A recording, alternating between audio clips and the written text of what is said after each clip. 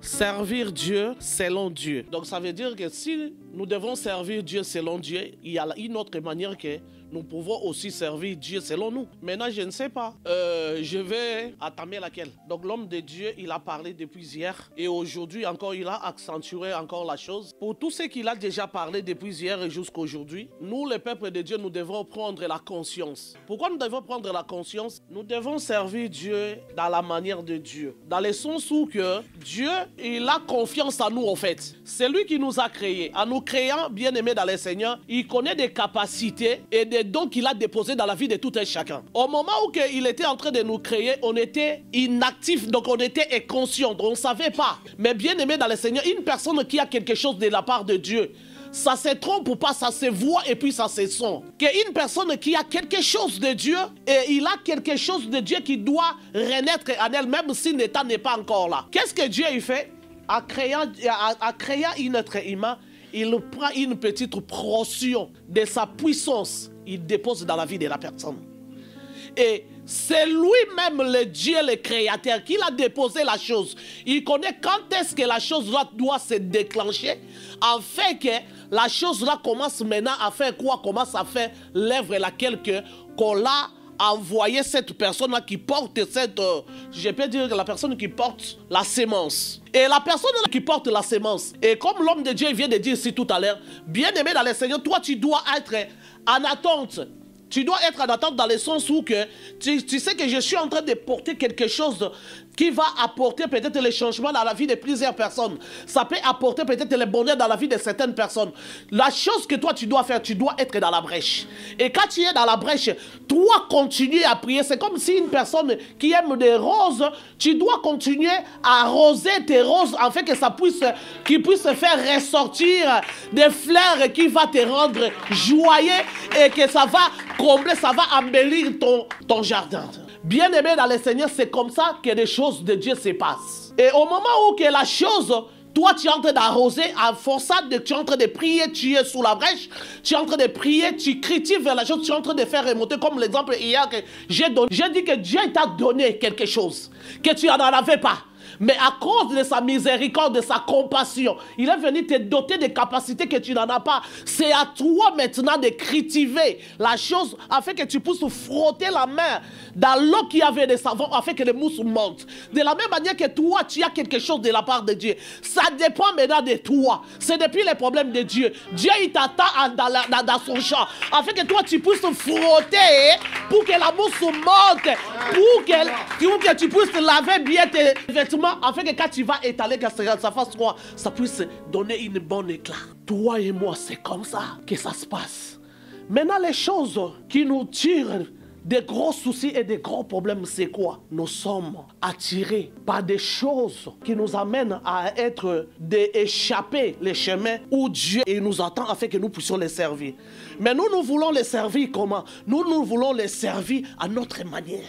Bien aimé dans le Seigneur, il y a certaines personnes qui sont dans des églises des corps du Christ. Ils servent Dieu pour eux. Donc je passe devant, je modère, je tiens le micro, je chante, je suis dans les protocoles, je suis dans l'équipe des médias.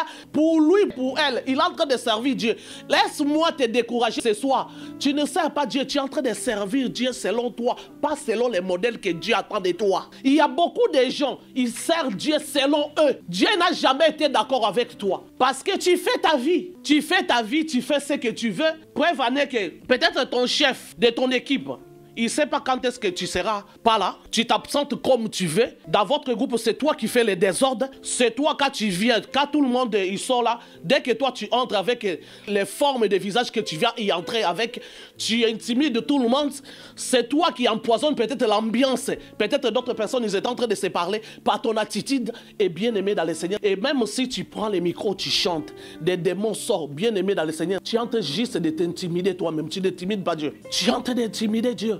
Et bien aimé dans le Seigneur, nous aussi, comme moi je suis là, je suis le résultat de la personne que j'ai servi Dieu pendant longtemps dans ma manière à moi, pas dans la manière de Dieu. Je connais ce que je suis en train de dire. J'ai passé ici, parfois votre papa me disait que ma femme, demain tu prêches. Ou me dit que dimanche tu prêches. Moi et lui, vous êtes ici à l'église, mais ça sera chaud à la maison. J'ai dit, je ne prêche pas. Pourquoi je dois prêcher? Et toi-même, tu es en train de faire quoi? Dieu t'a appelé là-bas. Est-ce que moi j'étais là? Il a dit que non, ma femme, tu as les choses de Dieu, tu dois te... Moi, donc, je comprenais des choses à ma manière. Et bien aimé dans le Seigneur, il fallait que Dieu puisse me récupérer, qu'il puisse me percer. J'ai eu presque 5 ans de la maladie. C'est là où j'ai réalisé que j'étais en train de servir Dieu à ma manière, que Dieu n'était pas d'accord avec moi. Servir Dieu, tu dois servir Dieu selon Dieu, selon ce que lui, il veut. Tu as ton chef, votre papa, il est là, il est le pasteur de l'église. Il te dit, avec Dieu, on ne discute pas, on ne négocie pas. C'est comme dans l'armée. De la même, bien aimé dans le Seigneur, est-ce que vous pouvez un peu comprendre nos patrons qui sont païens, même si demain, tu ne devais pas être là, il te dit, est-ce que demain tu peux être là? Tu obéis. Et à combien de prix fait ton raison? Le Dieu qui te donne le souffle de vie. Tu obéis à une personne parce qu'il te paye à la fin du mois. Et quand tu obéis à cette personne-là, ce n'est pas il te paye parce que tu le rends service. Non, c'est ton droit. C'est ton droit parce que tu travailles pour lui. Il a le droit de te payer. Mais bien aimé dans le Seigneur, la force, l'énergie que toi et moi nous nous levons parfois les matins, nous partons dans les travails, l'intelligence que nous nous assoyons sur nos chaises là dans nos bureaux, nous sommes en train de travailler, l'intelligence et la force, y compris l'énergie que tu as. Est-ce que tu connais la personne qui te l'a donnée? Parce qu'il y a certaines personnes, parfois, ils comptent, ils disent que non, moi comme je suis là, et je suis arrivé là, c'est pas ma force. Ah bon? Explique-moi un peu, comment tu as fabriqué cette force-là? La force-là, comment tu l'as eu? Ça s'est fait comment? Explique-nous aussi pour que nous aussi, que nous puissions commencer à les créer. La santé! Bien-aimés dans le Seigneur, il y a certaines personnes, ils ont des comptes blindés, mais peut-être ils ne mangent pas comme toi et moi. Peut-être ils n'arrivent pas à se lever de leur lit, de marcher comme toi et moi, la manière que nous marchons, en balançant nos bras. Mais ils ont des fortunes. Ce sont des messieurs. Bien-aimés dans le Seigneur, regarde toi et moi. Nous mangeons ce que nous voulons. Tu peux m'expliquer, ces gens-là avec leur fortune, ils sont dans des soins intensifs. Ils sont en train de faire quoi là-bas? Parfois, ils font des besoins sans même qu'ils puissent se rendre compte. Qu'est-ce qui se passe? Tu peux m'expliquer? C'est leur intelligence qui les rend là? Non. Même il y a d'autres personnes qui sont dans les lits de l'hôpital. À la fin de leur vie, ils réalisent qu'il y a un Dieu. Alors, bien-aimé dans le Seigneur, laisse-moi te dire, Dieu, il connaît des capacités qu'il a en toi. Ne te sous-estime pas, ne te néglige pas. Il ne faut pas se voir comme si tu es moins que rien. Que nous avons touché le micro avant vous, ne croyez pas que nous sommes plus spéciaux que vous. Dieu peut t'utiliser plus que maman Myriam. Dieu peut parler en toi plus que maman Myriam. J'ai pratiqué juste ce que moi j'ai reçu de la part de Dieu. J'ai fait ma part. Toi, tu peux faire mieux que moi. Servir Dieu selon Dieu. Servir Dieu selon Dieu. Et des capacités que Dieu a dotées en nous. Sache-le que si tu ne cultives pas ta vie de prière, tu ne sauras pas en réalité spirituellement tu es qui. Tu peux te sous-estimer, tu peux te minimiser en te disant que la prophétie, peut-être les dons là, c'est pour d'autres personnes. Peut-être, tu peux dire que peut-être la prophétie pour d'autres personnes, mais peut-être toi tu as le don d'interpréter la prophétie, parce qu'il y a d'autres personnes qui prophétisent en langue. Mais il y a certaines personnes, ils peuvent être là, les dons de Dieu, la grâce de Dieu, il y a des gens qui expliquent la prophétie en langue. Tu es en train de prophétiser, une personne en train d'expliquer ce que l'autre est en train de prophétiser en langue. Ça existe. Si tu ne le sais pas, aujourd'hui je te tiens au courant. Ça existe. Peut-être toi, il y a quelque chose juste tout petit là que Dieu a déposé en toi. Dieu attend ça. Et comment Dieu attend? Il y a certaines personnes qui sont comment? Ce que Dieu a déposé en toi, tellement que tu ne veux pas répondre ou se lâcher, afin que la chose puisse sortir. Il y a certaines, parfois, ils étouffent ça. Ils cherchent à se distraire, ils se vaguent dans d'autres choses qui n'ont ni tête ni queue, juste parce qu'ils savent que le don là va s'agiter à moi. Alors, pour que je ne puisse pas me pratiquer, qu'est-ce que je dois faire? L'ennemi, comme l'homme de Dieu vient de dire tout à l'heure ici, le diable va chercher à t'occuper. Les peuples israélites, bien aimés dans le Seigneur, ils étaient à l'Égypte. Quand il fallait Pharaon puisse les libérer, on a changé la stratégie pour eux. Donc ça veut dire que l'Égypte était comme un monde de ténèbres. Ils ont dit qu'ils sont devenus les plus en plus puissants. Quand on a changé les rois, et à cette époque-là, Jacob et Joseph et tous, même les générations là, tout était disparu. Mais Israël était resté là.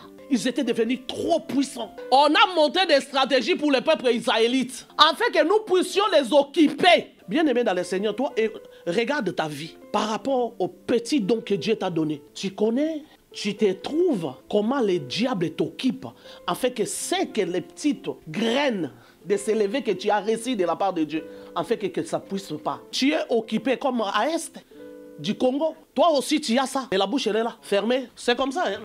Donc l'Afrique, le revolver est là, mais il nous bouche la bouche. Mais qu'on nous tue. Le diable, c'est le système qui est fait en toi. Parce que pourquoi? Il cherche à te distraire. Pour que quand toi, tu dois te distraire, c'est que Dieu, il veut de toi. Tu ne feras pas. Et quand tu ne feras pas, tu ne seras jamais prospère. C'est là que nous nous retrouvons bien aimés dans le Seigneur. Tu vas voir quelqu'un, il avait quelque chose de Dieu, mais il se retrouve en train de haïr les autres, de jalouser les autres, de parler les mal des autres. Parce qu'elle a fait passer son temps et n'a pas compris les mystères qui étaient en lui. Il a laissé passer le temps et il commence à jalouser les autres. Les gens là qui ont compris qu'est-ce que Dieu a déposé dans leur vie. Et ils ont cherché à rattraper les temps et de se donner à Dieu, de travailler pour Dieu, de œuvrer pour Dieu. Et au retour, Dieu les a fait quoi? Il les a bénis. Bien-aimés dans le Seigneur, il n'y a pas la bénédiction en dehors de Jésus-Christ. Preuve en est qu'il y a certaines personnes, ils peuvent nous faire croire qu'ils sont bénis. Preuve en est que même dans nos églises, tu vas les voir, tu vas comprendre. Ils n'ont même pas le courage ni l'audace de tenir le micro devant pour témoigner parce qu'ils connaissent la source de sa bénédiction.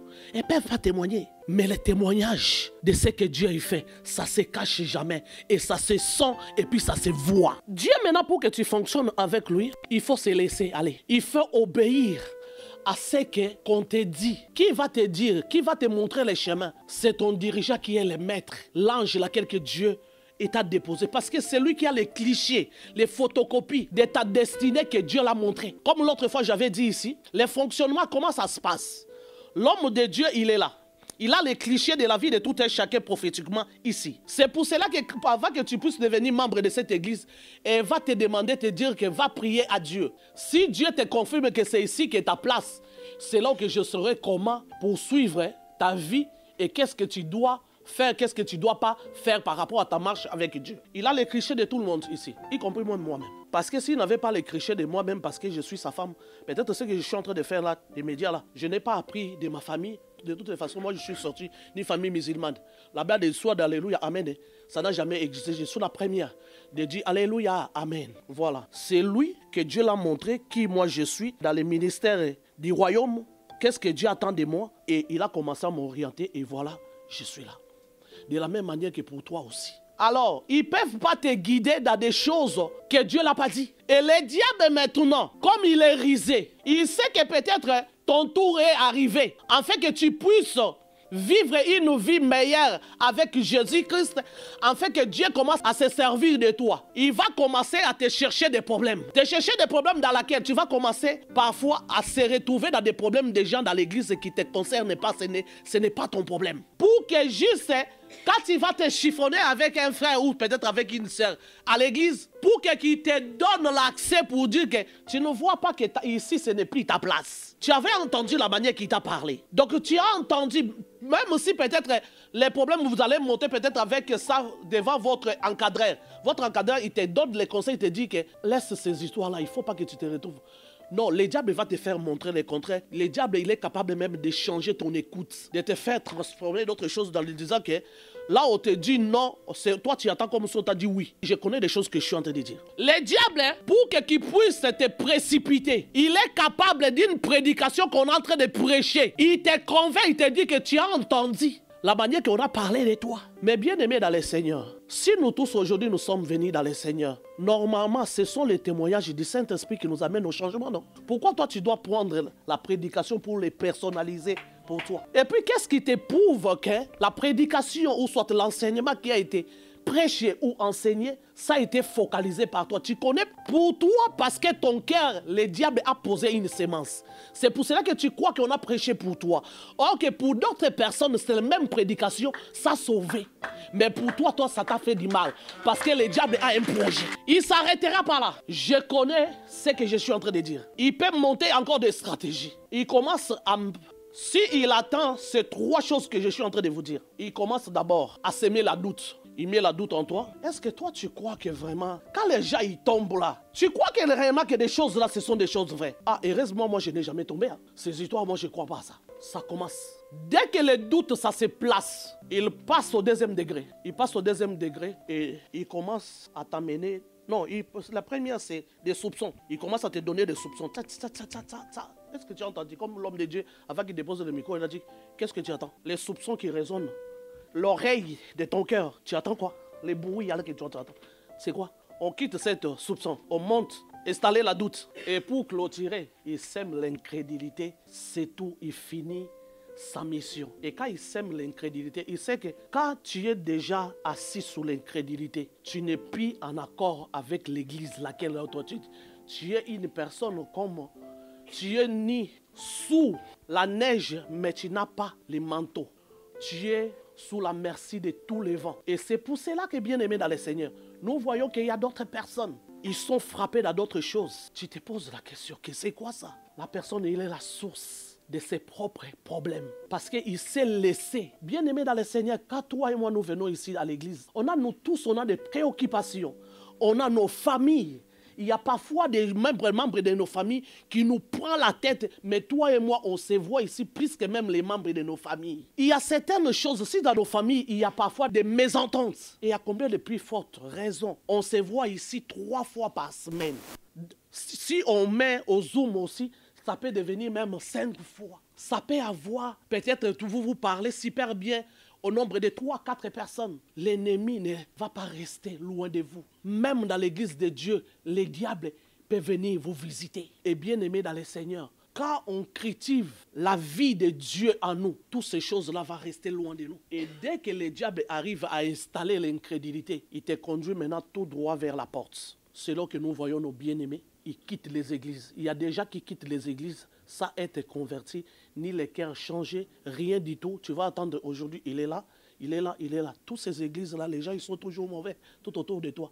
Parce que le diable, il occupe la personne afin qu'il fait passer les temps. Passer les temps. Peut-être le diable t'a fait changer combien des églises. Si tu as comme ta première église, ça avait 25 ans. Écoute, aujourd'hui, tu as combien? Tu as quel âge? Tu es en train de faire passer combien de temps? Bien aimé dans le Seigneur, ça n'a pas commencé aujourd'hui.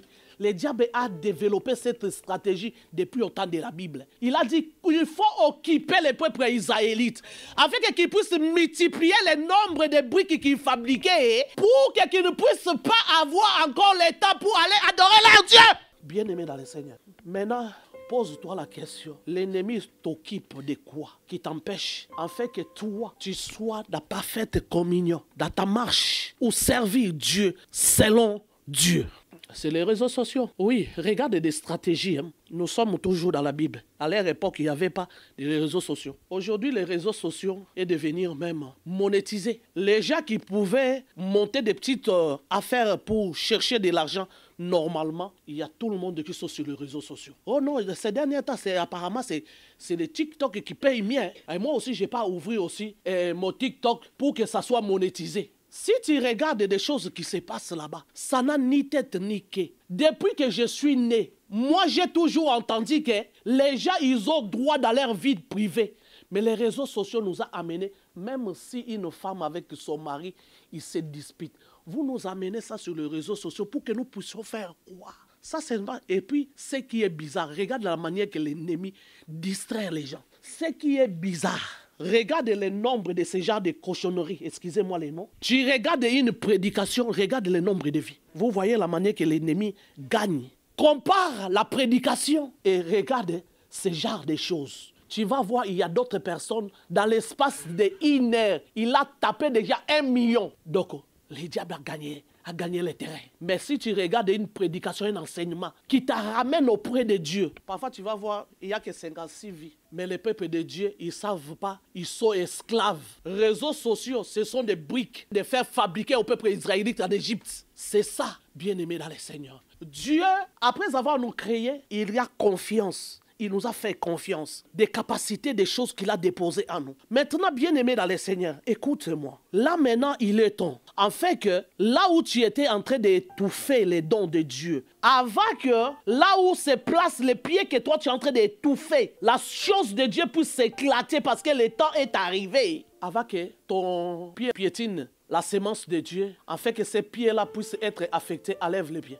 Parce qu'une graine d'arachide ou soit d'haricot, dès qu'on met à terre, à un moment donné, bien-aimé dans le Seigneur, ça doit faire quoi? Ça doit pousser. Mais quand tu prends quelque chose, tu mets au-dessus de ça. Ou soit, tu prends de l'eau chaude, tu renverses. Même si tu tapes 1000 tours, là, ça ne poussera pas. Maintenant, il y a beaucoup de chrétiens. Ils prennent de l'eau chaude, ils renversent sous la sémence de Dieu. Renverser ou piétiner la sémence de Dieu, qu'est-ce que ça veut dire? La distraction. Parce qu'on est en train de t'occuper. Tu donnes importance dans ce que tu es en train de voir au lieu de ta vie ou ta destinée est attachée avec ce que toi tu es en train de piétiner. Parce qu'au moment où tu ne lèves là pas ta main là, ta vie ne sera jamais changée. Tu resteras la même. Donc ta vie dépend de ce que toi tu es en train de piétiner. Ta destinée est collée et dans le même endroit avec ce que toi tu es en train de piétiner. Ou ce que toi tu prends, l'eau chaude tu vas renverser. C'est ça. Maintenant, bien aimé dans le Seigneur, combien de personnes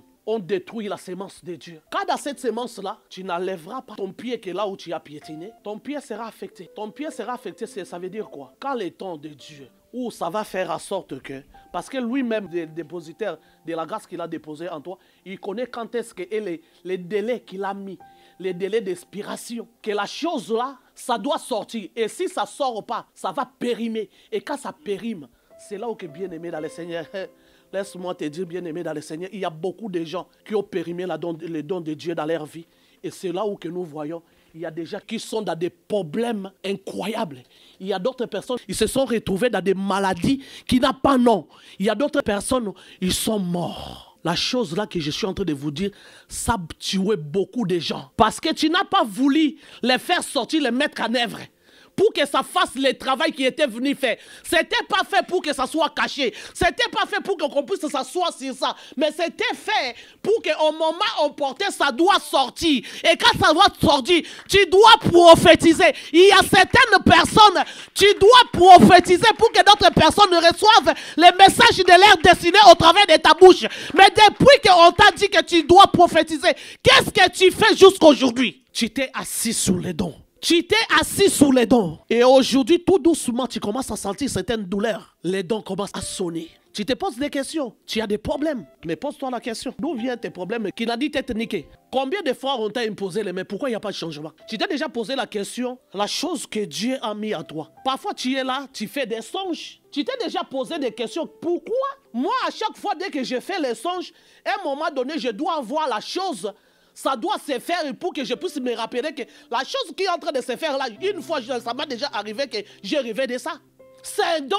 Qu'est-ce que tu fais avec ce que tu as reçu de Dieu? Bien-aimé dans le Seigneur, tu peux avoir un bon cœur, mais devant la volonté de Dieu, devant les dons de Dieu, il n'y a pas d'esquisse. Si tu n'exploites pas, ça peut t'amener à la mort. La mort, il n'y a pas que la mort physique. Il y a des morts spirituelles aussi qui existent. Parce que pour que ça puisse atteindre le physique, ça commence par la spiritualité, non? Le diable peut te faire oublier même ton origine. Peut-être que tu grandissais ou t'amener à l'église. Et aujourd'hui, comme l'homme de Dieu vient de dire ici, il y a d'autres enfants, on les fait changer des églises comme des vêtements. Parfois, les enfants, ils discutent, nous, on va aller à l'église, on va voir papa prof. Oh non, ils vont oublier. Laisse ces histoires-là, tout ça. La grâce de Dieu, ça peut te localiser. L'héritage qui est semblable avec la vie de Jésus, il n'y en a pas. Vaut mieux que je les montre ce chemin. Où est-ce que vous recevez la souffle et la force de se battre sans que vous puissiez se lâcher? Tu vois que tu te bats avec la volonté de Dieu. Tu te bats, tu sais que ça, c'est Dieu. Parce que je ne vais pas les servir. Mais tu continues quand même à faire la tétitesse. Où est-ce que tu reçois cette souffle-là? Bien-aimé dans le Seigneur, on ne se bat jamais avec Dieu. Il finit toujours par gagner. Moi, je me suis bâti avec Dieu. Je croyais servir Dieu, mais je servais Dieu à ma manière. Je servais Dieu à ma manière comment? Pas selon les principes étalés ou installés, mais je servais Dieu à ma manière dans le sens où que je modérais quand je voulais, je prêchais quand je voulais, je faisais toutes choses ici avant ma maladie comme moi je veux. Ce n'est pas parce qu'on m'a donné l'ordre que tu dois faire ceci. Et Dieu me voyait. Tout ce que j'étais, est-ce que j'étais en train d'insulter les gens? J'étais en train de prêcher les gens. Les gens qui étaient touchés, ils étaient touchés. Mais Dieu, c'est qu'il n'a pas été d'accord avec moi, mon fonctionnement. Parce que si je me suis laissé à lui, il pouvait aujourd'hui, je pouvais être loin. Mais à cause de ma propre désobéissance, ça fait que j'ai traîné les pieds et ça m'a coûté ce que ça m'a coûté. Et je ne conseillerais pas quelqu'un. Si tu as quelque chose de Dieu, laisse-toi aller. Sois flexible. Laisse-toi manipuler par Dieu. Les télécommandes de ta vie est entre ses mains. Ce n'est pas entre tes mains. Quand tu marches là, quand tu sautes, quel que soit tu cries, bien-aimé dans le Seigneur, le souffle de vie, c'est lui qui vient renouveler. Même pour que tu te réveilles le matin entre mari et femme, pour que vous puissiez s'adresser la parole, pour que tu dis bonjour à l'autre. Si lui ne te permet pas, tu ne diras pas bonjour. Tu ne te réveilleras même pas dans ton lit. Bien-aimé dans le Seigneur, profitons de la grâce que Dieu nous fait. S'il s'agit de servir Dieu, avant que tu attendes ce message, bien-aimé dans le Seigneur, si tu n'avais pas compris, et aujourd'hui Dieu vient te dire, arrête de faire ce que tu es en train de faire. Prends des choses au sérieux. Lève-toi, parce que ta destinée dépend de ta marche. Si tu agis bien, tu les révéleras. Mais si tu agis mal, que le Seigneur nous bénisse.